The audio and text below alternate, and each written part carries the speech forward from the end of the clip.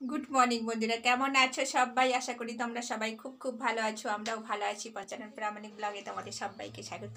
দেশে বিদেশে আশেপাশে যত আমার বন্ধু আছে সবাইকে আমার ভিডিওতে স্বাগত জানালাম। তো প্লিজ সঙ্গে থাকো।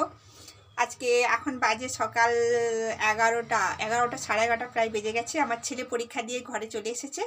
তো একটু মুড়ি টুড়ি খাওয়ালাম, একটু মুড়ি হালকা করে খেয়েছে। তো পরীক্ষার সময় টেনশন, খাওয়ার কোনো ইচ্ছে নেই, তাও জোর করে একটু খাওয়ালাম, সামান্য অল্প করে খেয়েছে। তো কালকে আমাদের একাদশী ছিল, কালকের ভিডিওটা আর আমি করতে পারলাম না, কেন কি প্রত্যেক দিন একই রকম ভিডিও দেখাচ্ছি, তো তোমরাও ভালোভাবে দেখছো না। তার জন্য কালকের ভিডিওটা আমি বন্ধ করে দিয়েছি, কালকের ভিডিওটা আর করতে পারলাম না। তো আবার শুরু করেছি আজকে সকাল থেকে। তো আজকে সকালে মুড়ি খেয়েছি, মুড়ি ঘুগনি বানিয়েছিলাম। তো একবার শেয়ার করি তোমাদের সঙ্গে। ঘুগনি বানিয়েছিলাম, সব নিরামিষ করেছি আজকে, কেন কালকে শিবরাত্রি, তার জন্য সব আজকে নিরামিষ রান্না করেছি। আদা জিরে টমেটো আর লঙ্কা এইসব দিয়েই, জিরে গোটা জিরে গুঁড়ো জিরে এইসব দিয়ে রান্না করেছি। তো এদিকে দেখো রান্না করব, সবজি আছে বাড়িতে, সবজি ছিল, তার জন্য আমি আর সবজি কিনলাম না।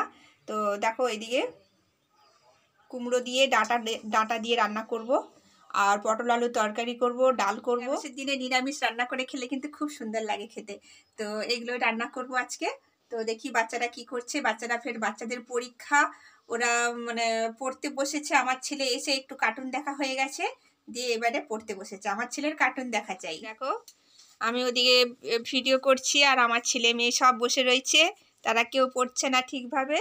এদিকে দেখো আমার মেয়ে অঙ্ক করতেছে, আর এদিকে দেখো আমার ছেলে। বাপি ঠিক করে পড়ো, তো তুমি বসে থাকবে? কালকে ল্যাঙ্গুয়েজ পরীক্ষা, তো মুখটা দেখাও। কালকে কি, আজকে কি পরীক্ষা দিয়ে এসেছো বলো? হিন্দি কেমন দিয়েছো পরীক্ষা? ভালো দিয়েছো। তুমি বললে যে আমি গ্রামার পাচ্ছি না।